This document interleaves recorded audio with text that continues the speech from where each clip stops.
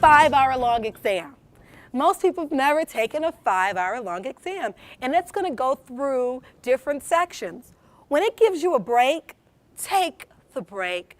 Sometimes students are, oh no, I'm so nervous, I want to do it now, I want to get it over with because I don't know if I can take this break. Take the break that they give you. You need to get, mental wellness is very important, right? You need to take a break and breathe, because if you go straight through, guess what? You're going to get to the math section, which is the very end, and I'm going to ask you, what's 2 plus 2? And you're going to say 7. Why? Because you are drained. So what's another thing we can do? Start getting prepped. There are so many resources, even free resources online, sponsored by the DAT, sponsored by ADIA. And they have a 2.5-hour version or a 3-hour version. I mean, it's not the whole 5 hours, but at least it's giving you an opportunity to try to work up to that. They also even release free exams. They release it to you guys, like exams from years ago, so you can see the style of questioning. It might be different than maybe how a PV microbiology class asks questions. These are multiple choice questions, or some of your classes might be essay here or fill in the blank. So getting ready for that type of structure is very important. What's on that test? For example, if I was to fold this sheet and punch a hole through this sheet, and I opened it up, could you tell me where all the holes will be? That's an example of one of the questions. If I were to show you an object and you saw the top of this object and I gave you some side profiles, could you tell me how the bottom of the object looked? Now let's talk about that link to dentistry. If a tooth is broken and I need to fix this tooth, am I going to take the whole tooth out, fix it, and then put it back in the mouth? No. So I need to know the anatomy of this tooth at the bottom, in the alveolar bone, in your maxilla, in your mandible, right?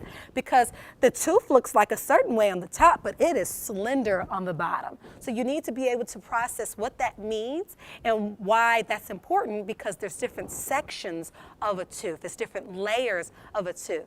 So you need to make sure that you can have the ability to know if something looks like this on the top, it also could look like this on the bottom. And why is that relevant?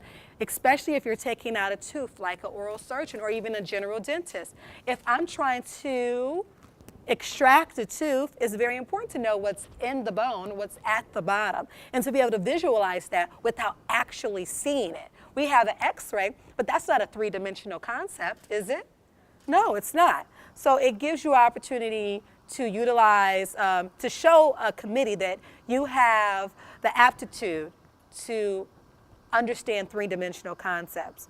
So the dental admissions test obviously is going to cover your basic sciences. That's why it's so important for you guys to take those science classes right now. You don't want to take the DAT before you've taken biology, inorganic chemistry, and organic chemistry. Why? Because it's on the test. You don't want to just do a prep book and not actually sit in a course for 15 weeks and get all of the information.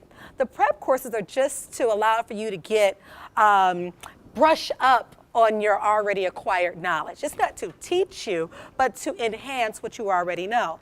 So be sure to take these classes when? Before you take the DAT.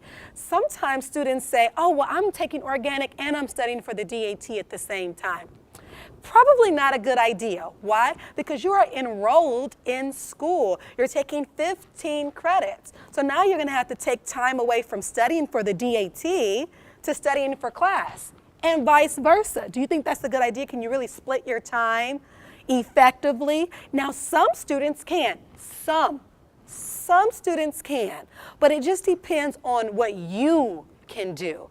And you know yourself better than I know you. So you know what you can handle and what you can't.